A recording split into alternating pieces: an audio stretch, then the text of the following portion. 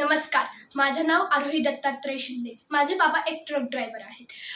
आजपासून आपल्या देशात एक नवीन कायदा सुरू केलेला आहे, जो की मी मोबाईलवर वाचलेला आहे. हा कायदा असा आहे की जर कुठल्याही ट्रक ड्रायव्हर काकांकडून कुठलाही अपघात झाला तर ट्रक ड्रायव्हर काकांना 10 वर्षे जेल आणि 5 लाख रुपये भरायचा दंड आहे.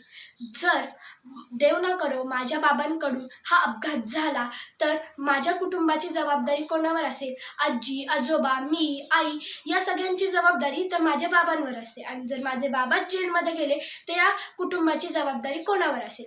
पंतप्रधान मोदी सर आणि अमित शहा सर यांना विनंती आहे की या प्रश्नाचे उत्तर द्यावे.